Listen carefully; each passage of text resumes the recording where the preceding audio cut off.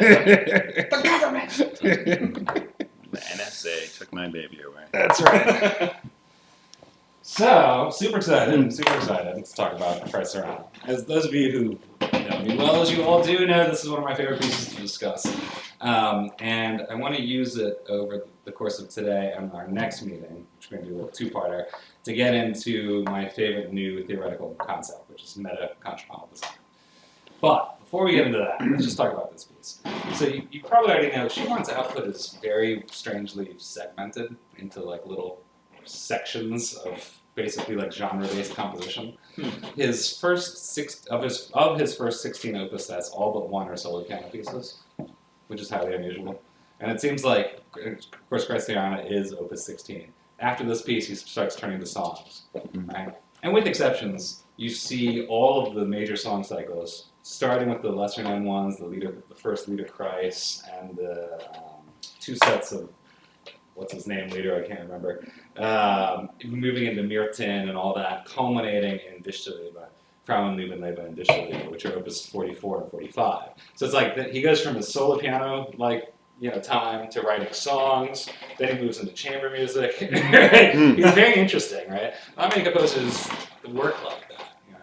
And once the songs are done and he starts doing the chamber music, then all of a sudden you get all the large form pieces, right? Opus 50 is Paradiso del Peri, which was kind of put him on the international stage, even though nobody ever looks at that piece now. It's a fascinating piece. It's a 2-hour piece for orchestra, choir, and solo. It's an amazing piece. What is it called? Yeah, Paradiso del Peri, P-E-R-I. It's this amazing story. Peri, don't quote me on all this, is something out of Arabic culture that's kind of like an angel type of figure. And so it's like this tracking, it's kind of like a fallen angel story of something.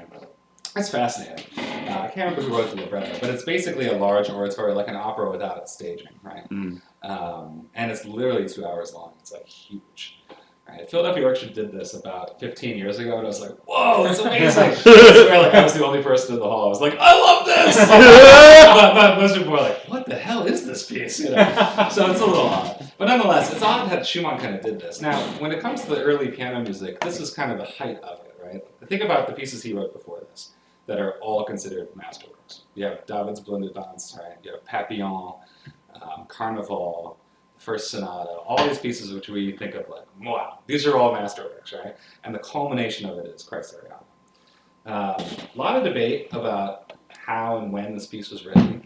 A lot of people believe, so the date of the piece is 1838. A lot of people believe the whole entire piece was written in 4 days, which is kind of insanity.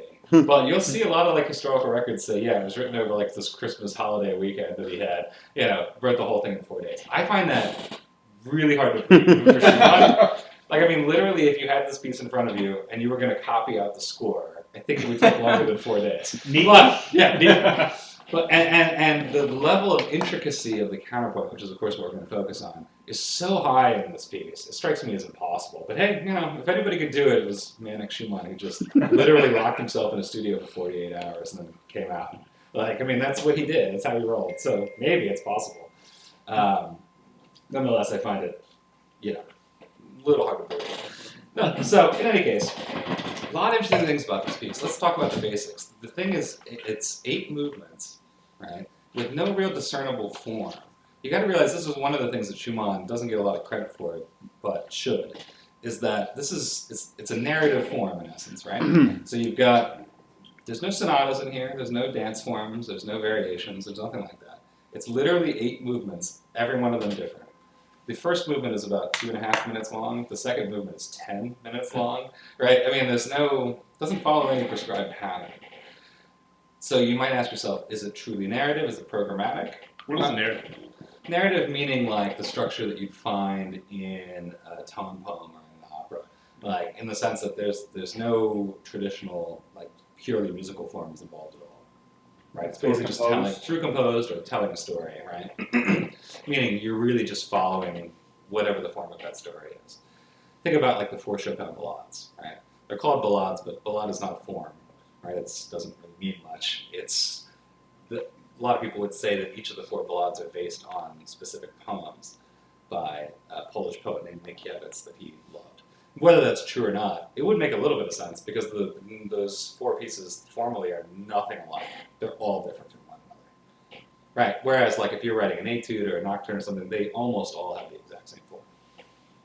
So this is one of those things that, again, Schumann doesn't get much credit for. Like, Carnival has, I can't remember, 16 movements, 17 movements. Papillon is like 12. They're all bizarre, right? And yet they hold together so beautifully.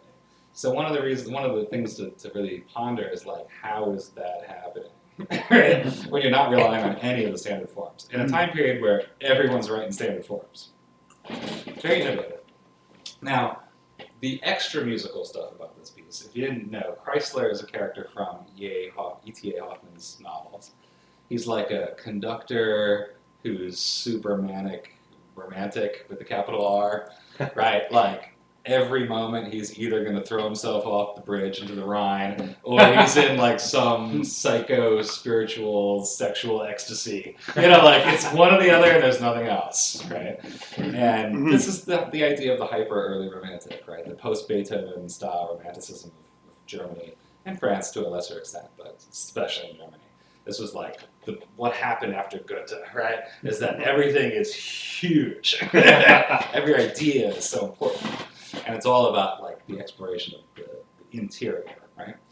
So, you know, a lot of people have commented that like, well, isn't the Chrysler character a lot like Schumann himself, right? Who had the already in David's Blunder had marked his scores as written by either Florestan or Eusebius, two personalities, right? So there's a lot to be talked about there from a musicological point of view. And as always, I love to play armchair musicologist, so we might do a little of that. But I prefer, of course, to just spend most of the time focusing on the notes and rhythms, right? So let's get into it. We've talked a lot in the past couple of salons about unification of a piece via contrapuntal motive, right? And about the different types of contrapuntal motive. There's no doubt in my mind that this piece has an incredibly strong contrapuntal motive, and a fixed one at that. And I think when you look at this, you know, even from bar one, you're going to hear it, you're going to understand it. That alone should be enough to unify a piece. However, I want to go beyond that in these ones to talk about like even higher levels of organization, if that's cool. We can handle it, right? Okay, so let's start. I just want to play through one time in case you don't know. Do people know the piece already decently or like a little bit? Do it on YouTube. Yeah, okay. I know it very well. It's Okay. one of my favorites too. Oh, good. I haven't heard it for a while. But perfect. Well, I will hack through it poorly for a second for you, and then we'll talk about this first one. Everybody has a score, right? I might omit the repeats. If you don't mind.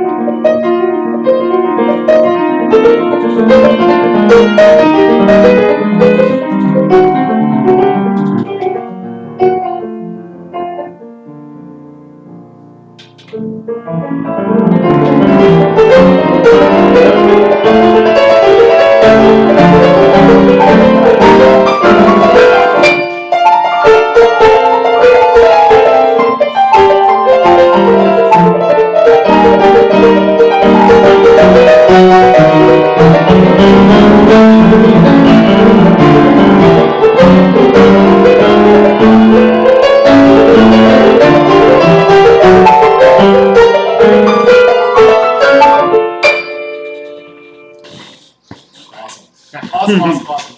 You know, it's one of these like pianist nightmares that you start playing this piece, right? Like, it's just like all or nothing from moment one. It's tough.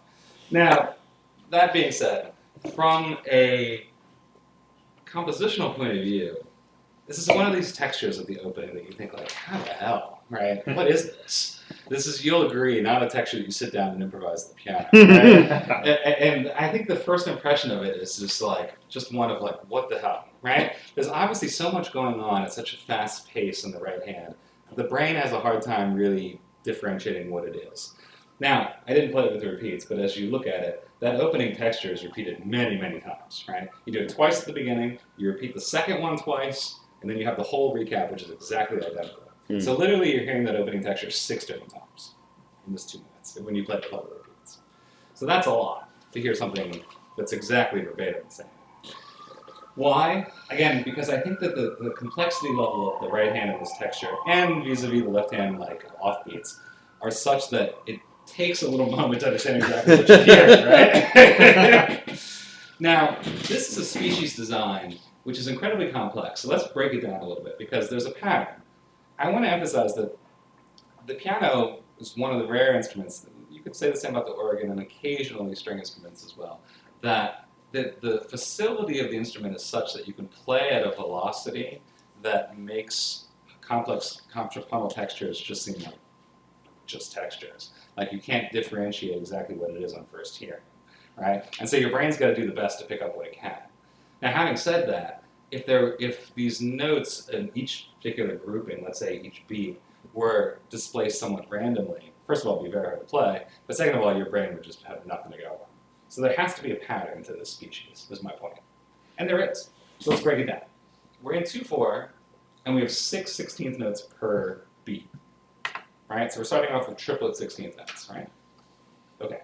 So let's call them 1, 2, 3, 4, 5, 6, right? So we start on 6 to 1. Notice where he's written the slurs. From 6 to 1 on this downbeat, I'm going to play every 6 to 1. Follow me on that? And every beat. Next measure.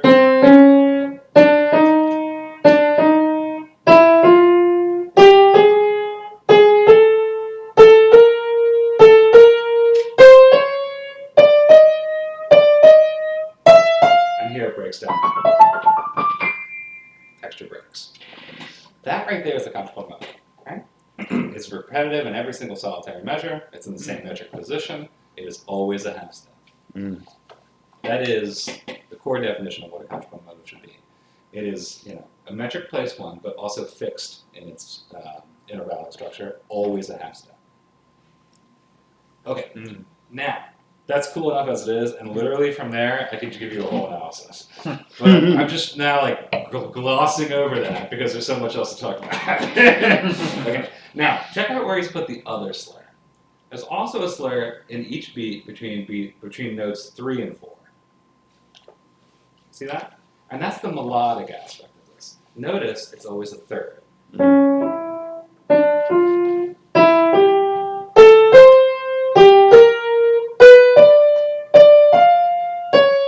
And continuing.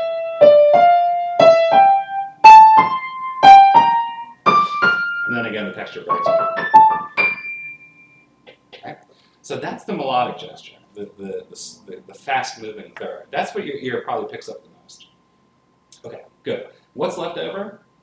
Notes 2 and 4 of each beat, right?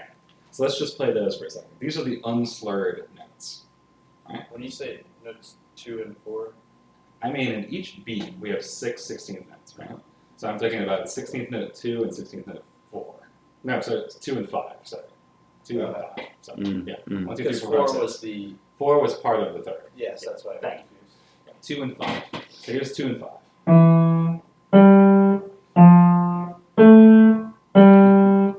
Well, what do they do? The slow third. Here it breaks just slightly. Here's a tritone. But then back to the third. And it continues that way. So we have this fascinating idea where there's this fast-moving melodic third. There's a slow-moving kind of under third of the thing. And then there's a contrapuntal mode that's flowing the entire time. And so that combination has to stay consistent, or else this really becomes random. That's key to creating a species, right? It's like you have to decide upon the species design, and then you have to stick to it for at least X amount of real time, or else we can't follow. What would be a failure on Schumann's part in terms of sticking with it for real time? Is it like if after the first repeat he changed? Yeah, or even, well, a real failure would be like not even making it that far. Like going It's just too hard to write. I know. Just like going into the second measure and be like, okay, I can't keep this up anymore. Like, and then it's like the pianist can't play it, nobody understands it. It's a fail. Like we are very capable as human beings of playing things which are nonsensical. Okay, it's been done. It's been done on purpose by people at this point in our history. So we shouldn't be surprised by that. Nonetheless, to maintain as much comprehensibility as possible, we keep the species as long as possible. So again, I want to play the whole thing now a little slower without the left hand, and see if you hear the different layers. Can I interject? Yeah. Sorry. So the more, I'm going to postulate something, the more complex the species, the longer in real time we need to be listening to it. Yes. Right? Well, there's the kind of like law of contrapuntal density or harmonic density, which is the more there is, the longer the amount of real time we need to process it. Right? I mean, think about this. If I'm moving between chords like this, I play 1, 4, 5, 1. But if each one of those had a ninth and a seventh and had passing Are you going tenths, to play that in real time? it's like, it's impossible. Your brain is like, what? You didn't have enough time. But if I slowed it down and I played...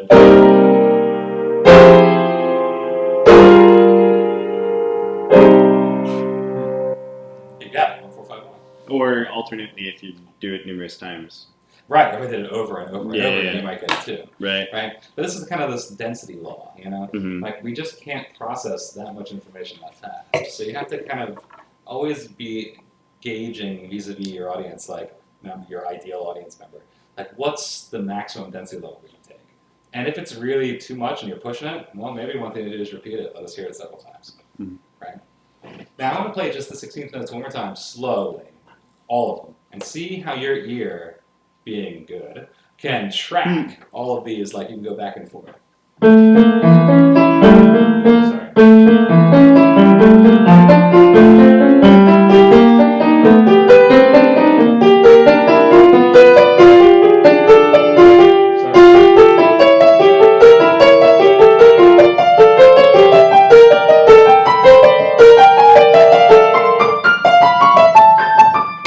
Before it breaks. It's fascinating, right? Because like the longer you listen to it, you're like, oh, I'm going to listen to this guy. Or I'm going to listen to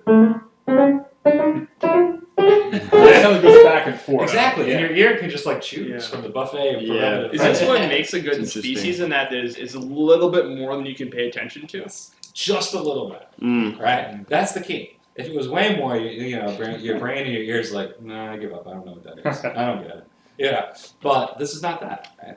It's like just on that gray area where you're like, no, I can process this. I got this. And the more you listen to it, the more you have it.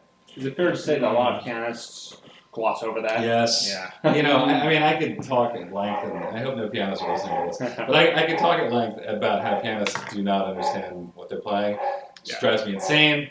You know, they have the facility, but sometimes not the capacity or the desire to understand what they're doing. Like, to really play this correctly is really, really hard, right? Because you want to play it in such a way that the audience can choose any one of those things to listen to. That's no easy thing. Notice, by the way, where he has his accents, because there's accents on top of all this too. And they're not where you think they should be, okay? Because they're on the second one of the high thirds, right? So if I really just play the accents, I'd play...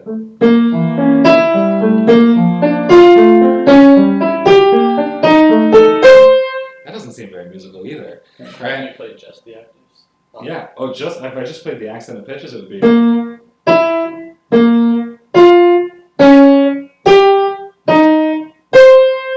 no pattern.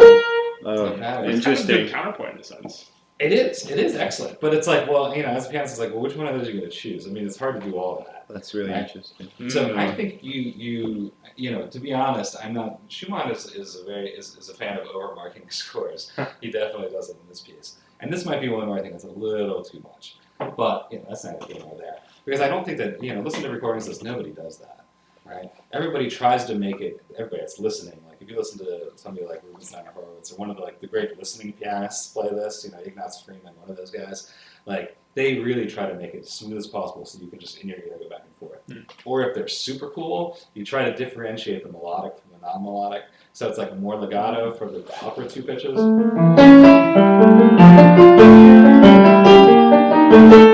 Like you're holding those two pitches together a little bit, right? So that you're really hearing ba-da, they're both sustaining. They could change it on the repeat. You can. That's true too. That's true. A couple of small things.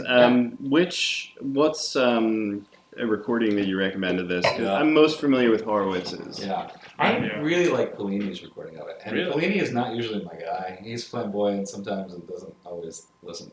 But he's a really good Schumann player. If you get there's a lot of his live recordings that are out there, and they're actually kind of great because he makes mistakes and stuff, and there's like obvious flubs and pitches.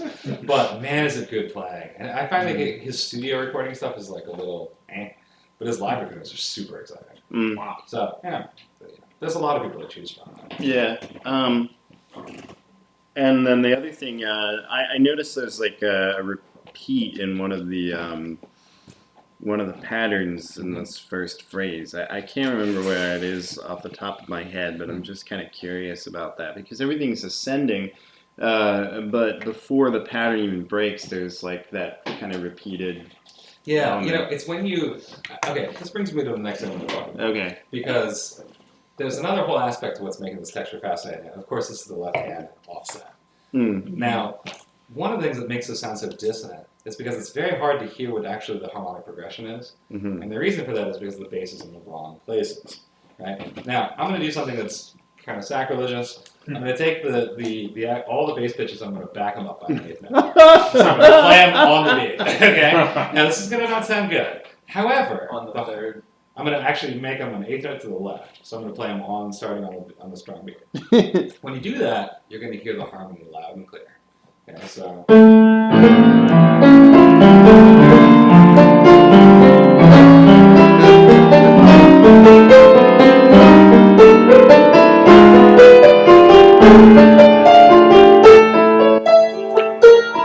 Now, So boring. it's so boring after all, right? Isn't that fascinating? But you've actually heard that this is 5, and this is a distinct cadence, right? And then you hear this is the 7, right? And there's the progression. That's the first species. That's actually what's happening. But the bass is actually just late. It's like on a race to catch up with what's happening. So what happens is it's like a reverse chain of suspensions, right? It's like suspensions are supposed to be, when they occur, they're dissonant, consonant, they move to dissonant and resolve. These are the opposite. When they occur, they're consonant, but they move to dissonant as the harmony changes over it.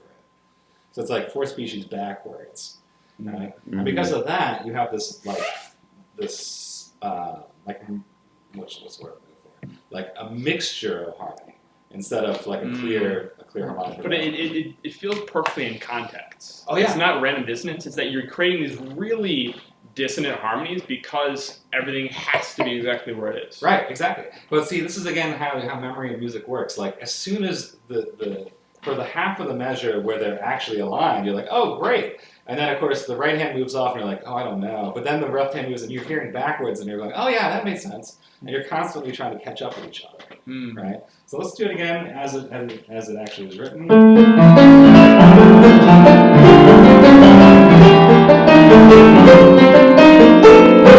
See how dissonant that really is, right? But again, the more you listen to it, the more you're like, oh yeah, it's just playing this catch-up game to get to the end. Now, of course, Schumann being the real rhythm master of this time period, notice that when we actually end this phrase, we're still off the beat. Right? Which is so good. We start off the beat, we end off the beat. And so when we finally break and the left hand actually catches up with the right hand, they're still off the beat. And so second time through, this is like from bar 4, 5, right?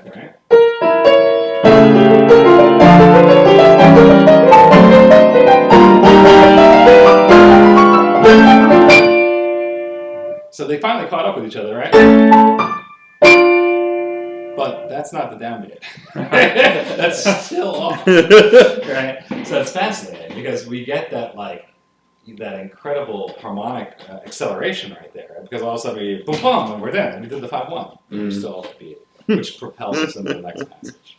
I feel like this would be the kind of piece where, like, you know, if I brought this into you or something, I'd be like, I don't know what the metrics are supposed to. Yeah. You know? Great. Yeah. That's good. That's good. Yeah.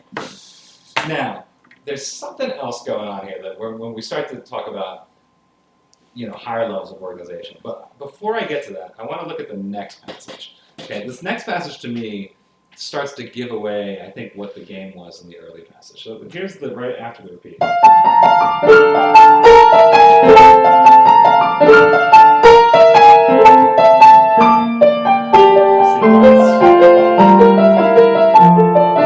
then this.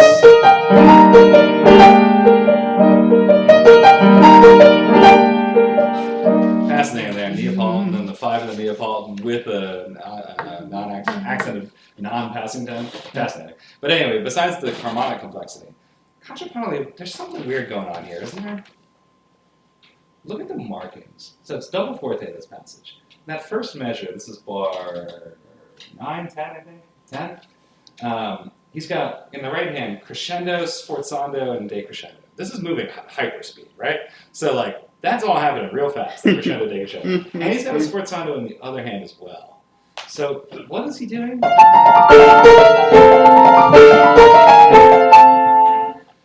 It's a violent motion there, isn't it? And doesn't the counterpoint seem like there's something wrong with it? Slowly?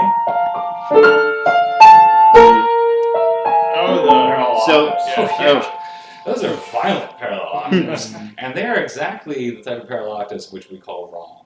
Okay, now let's make a big distinction about this. When the piano plays something in octaves, those are not parallel octaves. Those are piano octaves. It's like playing the organ and pulling the stop that gives you the octave doubling. Right? That's not a parallel octave. That's just layering octaves, like you do in the orchestra. The first and second violins playing an octave. It happens all the time. Parallel octaves of the bad type are when two lines are supposed to be independent from one another, and then boom, they go octave octave, and then they go independent from each other. That's the error in counterpoint, right? And that's exactly like a super thought. Yeah, it does. That's exactly what's happening here. Right? So if you just look at the actual species, slowly. So that's independent and a sixth, right? But then all of a sudden, that's violent parallel octave, and then correctly moved out to the next octave. So it's parallel and then not parallel. Parallel and not parallel. That's exactly what you're not supposed to do in music. That's exactly what people are always trying to tell you. Never do that. Because why? Because you get a loss of sonority. That's why parallel intervals are like considered wrong, right? Because you have a fluid texture of X number of voices, and you go into your parallel octave, and all of a sudden you have X minus 1 voices. And so it feels like, you know, imagine if you're listening to like a recording of an orchestra, like where everybody's tracked, and you're like in the studio, and you got all the things on every different track, and you just push like mute on the cellos, and then you push unmute. That's what it would sound like. That's what parallel octaves do. That's what they sound unnatural, right? It sounds like an electronic effect, like you just phased something out or muted something, and then you brought it back in. That's why all composers, since the age of writing in octaves, have tried to avoid it. Because as soon as polyphony became Doki Girl and the idea that everybody has an independent part becomes real, then the idea of going in and out of independence doesn't make any sense, right? We should be independent or we should not be, because otherwise it's confusing. And it doesn't sound like there's as many of us as there are. Anyway, so that's interesting. So I'm assembling some information here about things I've noticed. In the sequence, we get the same type of thing. We get a reduction of the sound because we have octaves in what I would call the functional soprano and alto.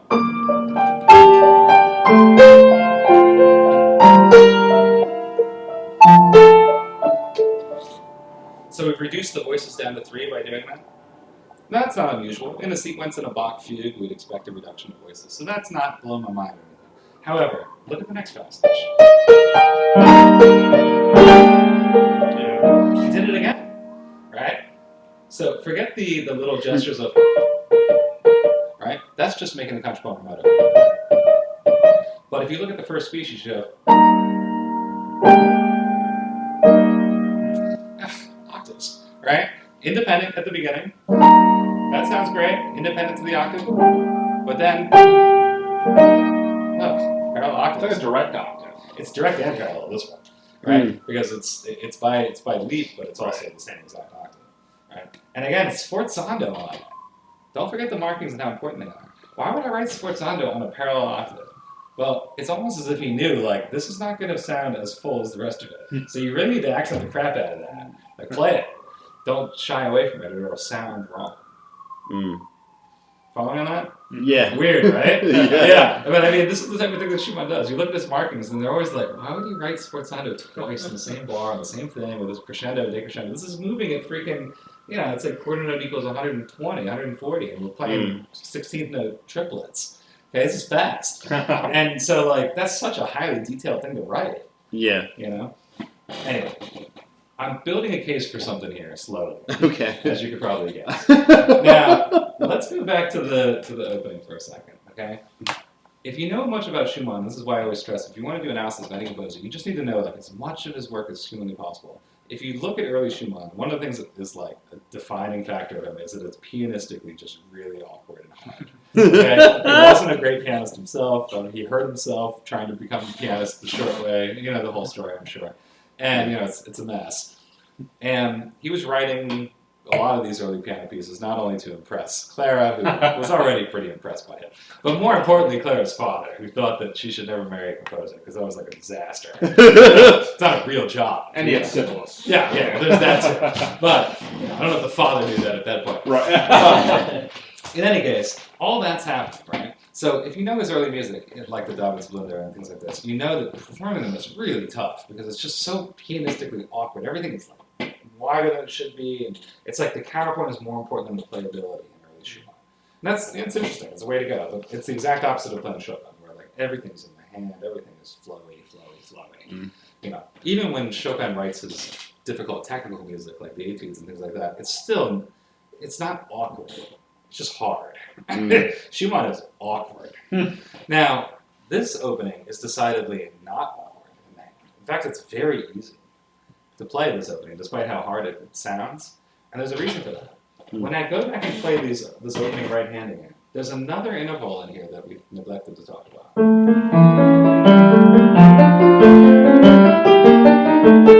Which is a byproduct of the species design. This is like a whole other level of what's in there. Take a look at the relationship between notes 2 and 4.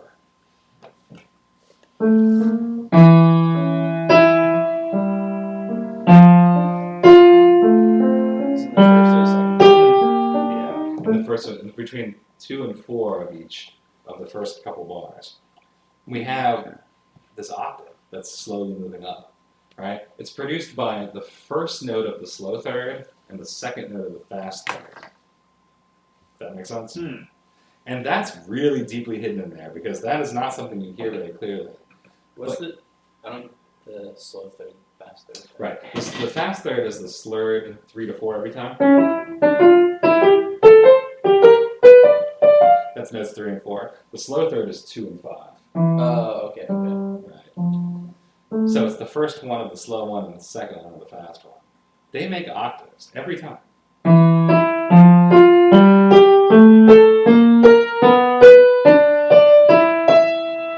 And because of that, the entire texture is encased within the octave.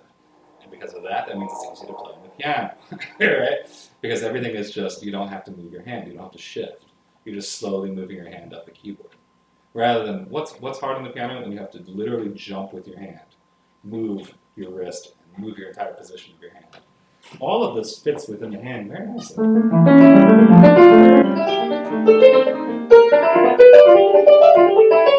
Which just makes it surprisingly easy to play for as complicated as it is, because it's bounded by the octave.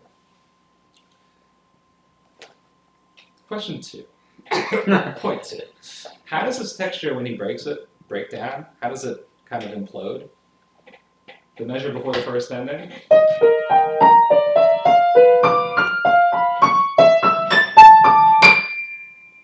One voice kind of breaks away from the rest. It does. And you lose the half step completely. And notice what the last 6 pitches are. All octaves. So after all that fancy the counterpoint, B to C sharp.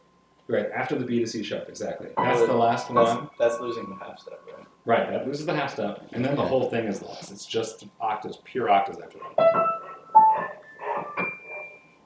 And so in essence, like at the very end of this texture, all that's left is that octave, which was sitting in there the entire time, just buried deep within it. Now, this is where we can get to our definition of new fancy terms, right? This is the idea I was talking about before, of the metacontrapuntal. This is what I mean. A metacontrapuntal device is an interval that is present usually as a byproduct of a species design or something like this, or just a byproduct of a process in composition, which actually starts to come to the fore and dominate the textures of the piece. The octave, as I said here, is a byproduct of just the parallel octave of the opening design of the texture, and does not sound parallel at all in this opening texture. But as the piece goes on, it becomes much more prevalent, and always in the same place inside of the phrase. Again, what does the parallel octave do? Why is it bad? Well, because it breaks sonority and it changes the number of voices you're hearing. So it's like jarring. And see how he uses it. I already showed you how he used it in the second section, right? With these guys.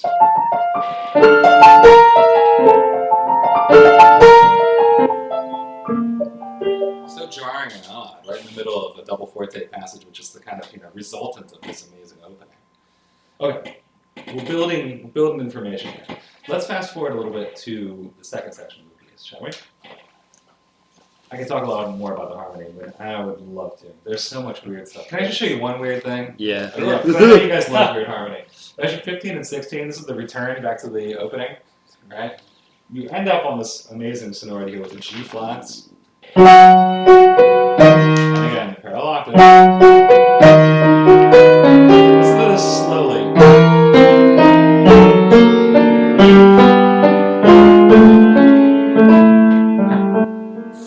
That's some slick counterpoint there, right? This is fascinating because what's happening here is you've got a first species design with two additional little arpeggio pitches, right? So here's the first species. You've got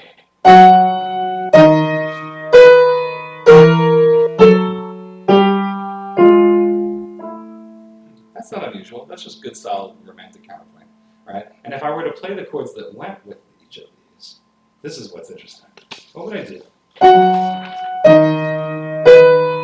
For this guy, I would probably play. Sorry. Right? That's what he has. But the pitches I'm just playing right there, they happen before the notes that I'm playing. This is an offset, again, reverse fourth species design, but this time with the accompaniment. This is a little hard to explain, but I'm going to try my best. So look at the E natural and the B flat. When you hear that, the two pitches that come next are this. Those pitches don't belong in that chord. That's not the chord. The two pitches that belong with the E and the B flat are the D flat and the G that preceded it. That's the chord. And the C natural and the E flat that you hear next belong to the next chord. So it's like the accompaniment is ahead of the first species. It's fascinating. It's wrong. Just like the bass was behind earlier in the opening texture, the actual two pitches of the arpeggio, like the ones you would think are the least important, they're wrong. They're actually earlier than the harmony that they represent. So if I played this like as a chord, meaning every beat as a chord, it'd be super wrong. Okay, let me just play that for you. You won't believe me. Sounds good here, but now here I have.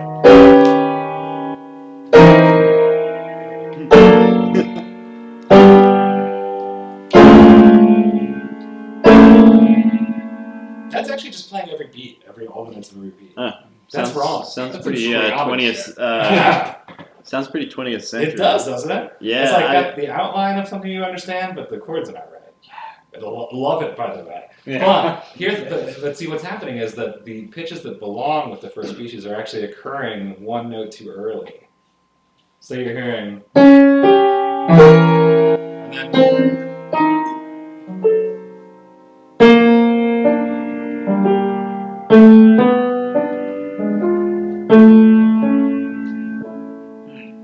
very cool, slick technique right there.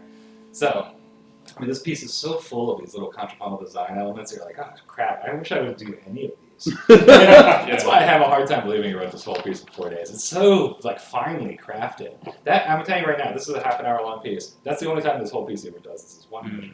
Right? It's like, man, like that is like taking the really fine brush out. You know, it's like I'm just going to show you one sick technique for literally 1 second of real time, and I'm done with that. It's amazing. It's amazing. I have a question about that in terms of cognition. Yeah. So when you play that simultaneously, it clearly doesn't work. But why do our ears understand that when it's not at the Because same we time? have this amazing like ability to try to make sense of anything we hear, right? And so even though it's obviously wrong, your brain is like, okay, hold on, no. It doesn't. I can't accept that that's the chord. So it's almost like putting it together in real time. Like, no, it makes sense. It's just, I don't understand it, but it still makes sense.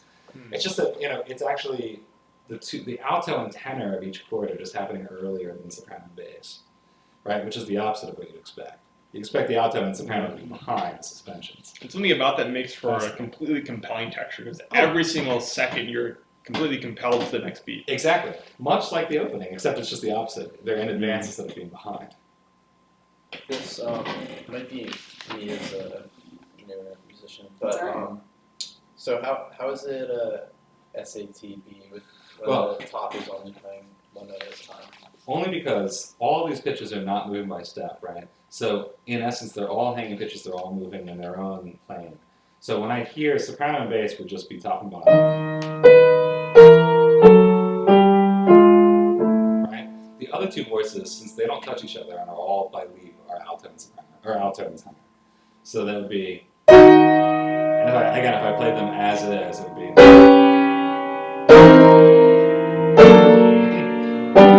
which is obviously not right.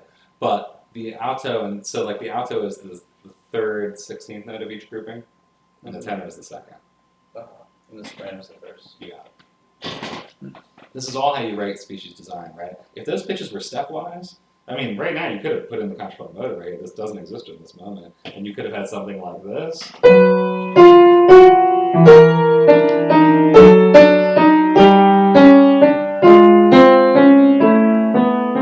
Something like that, where it's like it's obvious that's the motive. But he doesn't want to do that here. He's got plenty of time to screw around with this motive, right? This is just one little unique half cadence to get you back to remodulate back home. Cool. All right, second section. And on the key change. This passage is absolutely fascinating. Little Bach-ian reference here, little C major. All right, book 1.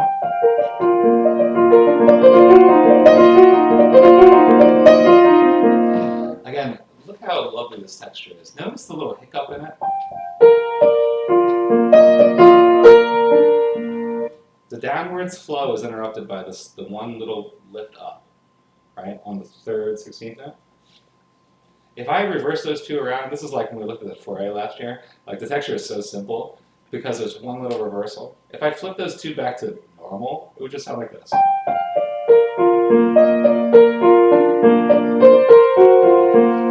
Boring. Right? But that one little flip.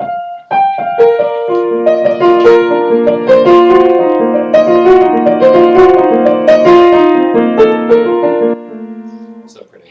Now, right there, that little moment, does that not remind you when you're thinking of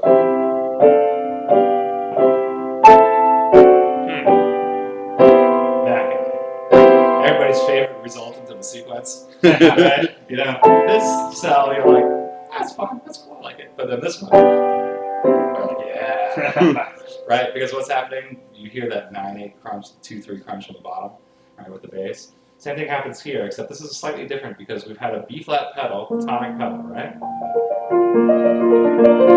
Minor 4 chord. But now, here's the contrapuntal motive fixed. La, Si, and then in the bass. Reversed. That's gorgeous, right? And so we had that feeling of moving with the bass, although the tonic is still in play, right? That sound.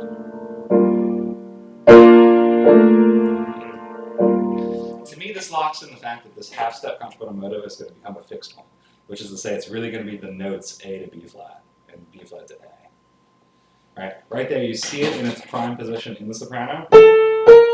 and then it's inversion of the bass. A little like dissonant voice exchange type of effect. And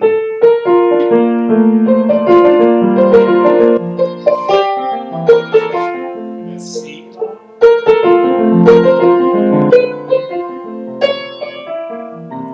There it is. So the contrapuntal motive as a general concept is always this half step moving to the downbeat, right? But then on top of that, there's like a core prime version, which is A to B flat, right? It's funny because this entire piece, from movements 2 to 8, are all in 2 flats. It's fascinating. The entire piece is all in B flat major, except for this first movement, which is in D minor, and the B section is in B flat major. So obviously, it's easy to have this one fixed pitch contrapuntal motive when every piece is in the same exact key. That helps a lot. But obviously, the variety of its use is what we're interested in. Now, I promise I'm going to get to talking about this metacontrapuntal thing. I mean, I'm going to get there right now. So, the B section of the B section.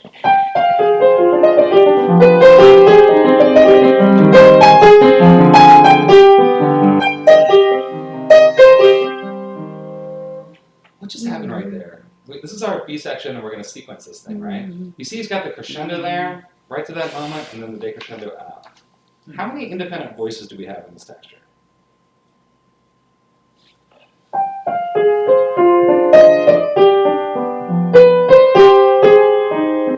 5, right?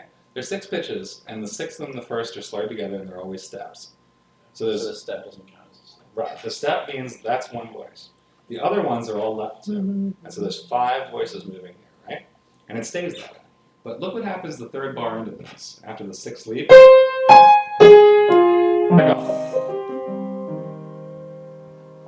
So again, the height of the texture, the highest pitch in the soprano, right? The resultant of the crescendo leads you to this parallel octave. You're going to see this over and over and over again in this piece. It's a meta-contrapuntal design element. Now, think about what that. If I was a musicologist, this is where I would go nuts, right? Because I'm like, okay, what's Kreisler's deal? What's this whole thing? He gets like all super excited about like some incredible thing, and then he's like heartbroken the next minute. This is like exactly what every phrase is doing, right? Right? I mean, think about it. Like you're building a phrase, it's getting to the height of the phrase, and these parallel octaves come and just wreck it, bring it back down. This is now look at the very next phrase. Here's the sequence. So this is starting on the pickup to 37.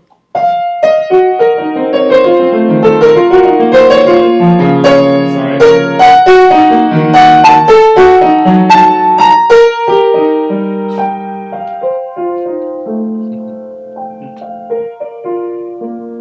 Do you see that 3 tiny crescendos in a row?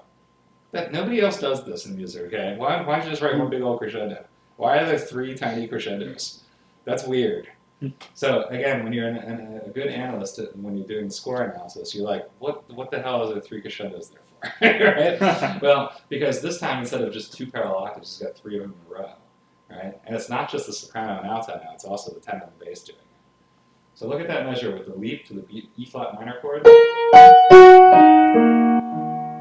Okay, and then the entire chord moves up parallel.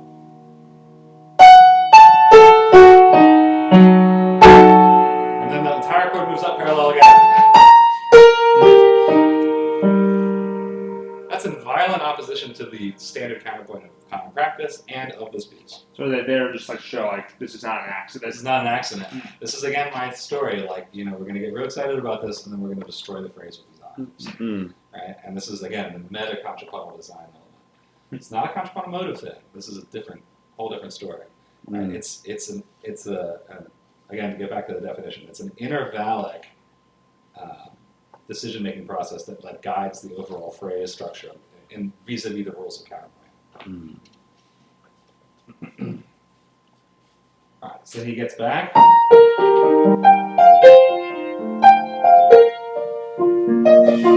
Repeat.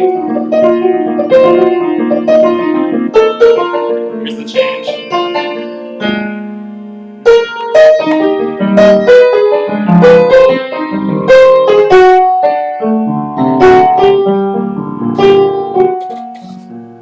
By the way, just for raw harmony, the G minor chord, clearly a 6, right? Moving a minor third down to another minor chord. That's a hot sound. Not normal for 1838. Danny Elfman.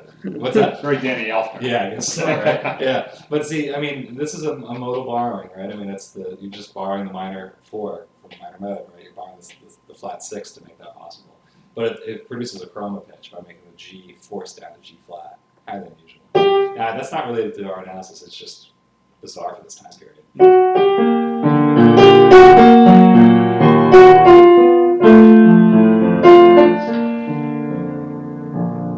And how do we get back? We're clearly in B flat, and we have fixed contrapuntal motive, La, C, and look at the bass.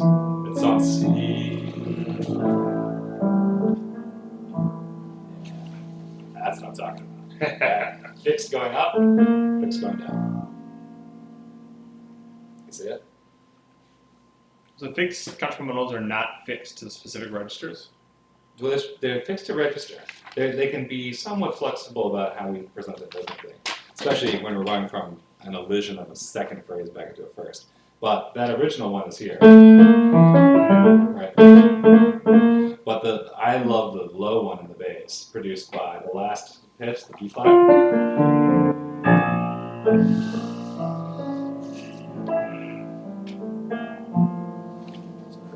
Crazy. Right? Yeah. Can you say one more time what you mean by fixed contrapuntal? Right. Fixed contrapuntal motive is when, instead of saying like the contrapuntal motive is a half step that always goes from this beat to this beat, now we're saying it's actually exactly these notes, A to B flat. Right? It's like the more specific one. It's like it has to be those actual notes. So fixed is for actual. Right, for actual pitches themselves. Not just like the concept of, well, it's always a half step, which is also present here.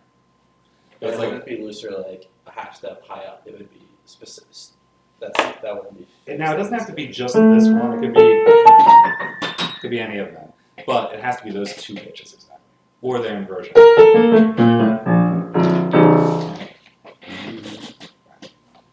Fascinating, isn't it? Yeah. All right, now what I want to do, it's amazing that we're almost out of time. But this is why I want to do this over 2. I could do this over 4. Literally, this piece is so big. There's like so much I want to talk about. I just want to turn the page a little bit to the second page. Because the second page is epic, and I want to spend like a lot of All this time on 2 pages. I know, it's awesome, right? Because this piece is, it's narrative, you know? Yeah. When you say turn the page, you mean the next To part. the second. Yeah. I want to just show you maybe 1 or 2 things in the opening here, and I'll give you some things to think about before we get together again. Notice that the opening texture of this is octaves. Now, the standard type, but nonetheless, here we are.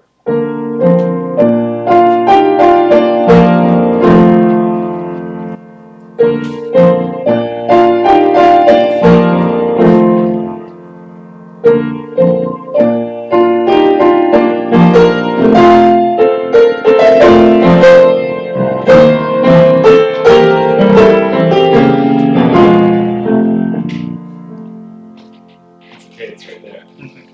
Now, if you had described to me, like, what's the principal kind of operating procedure here going on? Well, isn't it the same thing that we just heard? We had a melodic design here, which is raw piano octaves. Not the parallel bad type, just normal little piano octaves, this guy. In first species with a little alto line.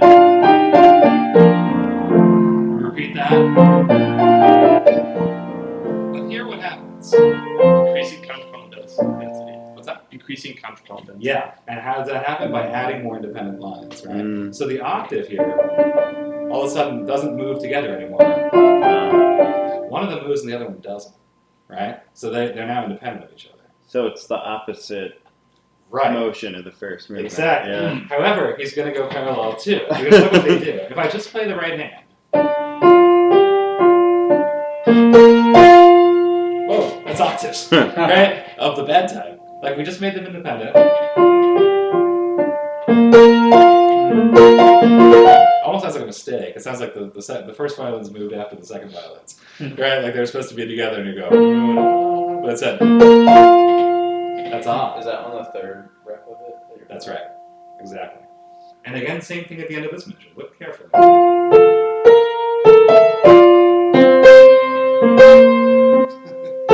And then they do stay independent. Pretty cool, right?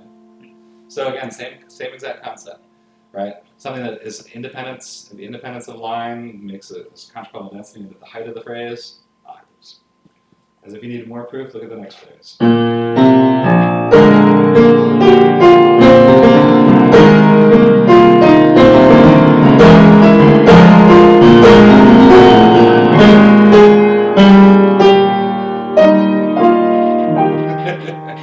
And that's no better proof than that right there.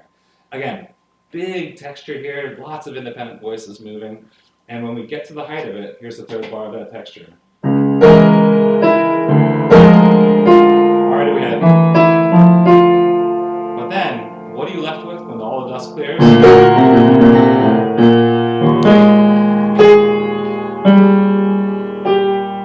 Parallel octaves on the bad type. See what I mean? Those were two independent lines before you got to that downbeat. Same thing happened. And again, next texture, same thing. Look at the soprano and alto.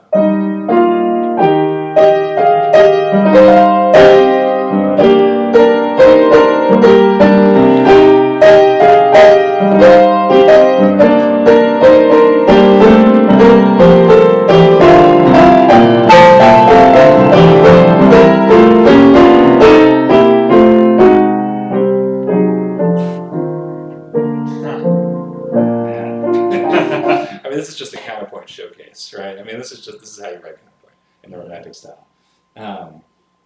I absolutely love the construct here. Here he leaves the parallel octaves for a second and just decides, you know what? We're going to have some free time here. And you know it's free time because the bass is pedaling. We're not moving the harmony. So when we get to that do in the bass, this is bar 17, pick up, right here. What is he doing here? He's got, if you look at your tenor and soprano, they're just two contrary motion lines.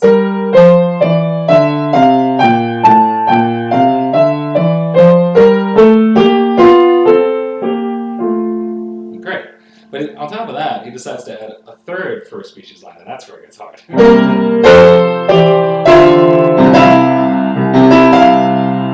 You hear these things that result from trying to fit all this counterpoint in? You don't go to the piano and say, yeah, I'm going to play that. I'm going to play that chord.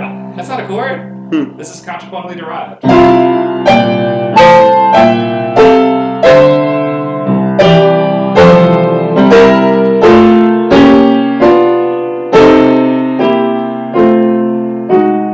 Ritornado to make this possible. And look at the bass finally go up and then down. So nice. Again, control the metrics forever. When you get to a downbeat, you really, really earned it. You really were like, oh, thank God. Thank God I found it. Alright, let's finish off this part of the phrase before we get to that first intermezzo, and then we'll call it a night for tonight. So here we go to repeat one more time. This is the in-tempo, bar 21. Right. With the bass move.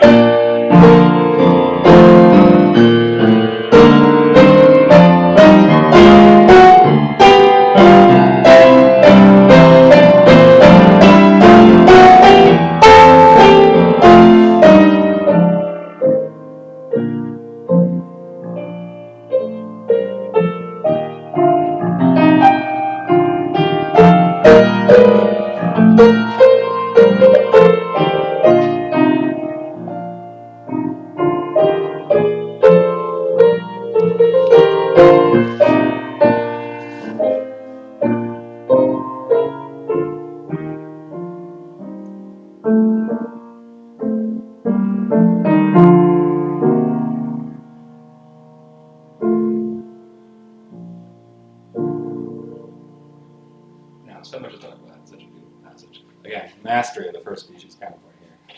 But you notice when the pedals start happening, right? From the First species being all the notes moving at the same rate. All these eighth notes just all independent of each other and all different, right? And moving at the same rate. Now, when you get to 29 and you have these pedals, this is a miraculous passage of music. Now, this is the first part of this piece, which is actually pianistically awkward. Because why? He's decided to do something a little tricky, which is to run parallel tenths, right, for this entire passage. Parallel tenths plus the melody on top, and the key to this whole passage, the octaves and the bass. And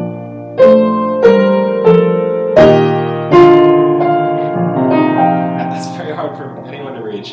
And I have above average hand size for a pianist, and still E flat to G. That's a tough one to land in a concert. That's, you know, dangerous. So everybody rolls. And then here, you obviously can't play the low B flat and the A together in your left hand, right? So you cheat and play the low A in your right hand and play a 10th.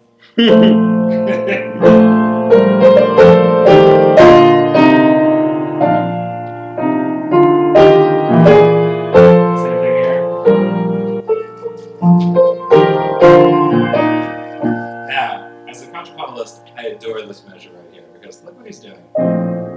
He gives you that beautiful downbeat for the last time. We jump back up. Now, as he starts to run these guys closer together, you notice that right here, it's like, damn it, I just missed by one. I'm so close to being in unison, but I just missed. I'm like one note away. And so what he needs to do, he puts that grace note in. And the grace note is the contrapuntal motive. Fixed contrapuntal motive. Oh, wow. So oh, I know. That's Isn't that great? It's like, Wow. oh, of course it is. I see what you did Oh, there. you sneaky bastard. You know, it's like, oh, of course. Ah, damn it. It always works out for him, doesn't it? Yeah, it just always works. Yeah, just like that's a master stroke right here. It's the only grace note. Not so much. Just and it just links the two lines together so that the one disappears into the next in unison. It's like when you fall and then you realize you fell off a dollar bill. Yes, exactly. That's exactly right. Because you know, all of us have written passages where you're like, "Oh, this is gonna work out," and you're like, "I'm one note short." You know, when you write your speech, it's like, "Damn it." Yeah, it's when you make a group of 4, a group of 5. You know, it's like, Hey, look over there. yeah, nothing to see here. It's like he's like installing the drywall, and he realized he's like a few inches away, so he just installed trim, but it happened to be the most perfect design decision ever. Yeah, exactly. It's like you're not supposed to be allowed to do that, but it's the contrapuntal motive, so it's perfect. And there's a beautiful cross-handed. Here's our chord. Keeps loving to go to this minor 4.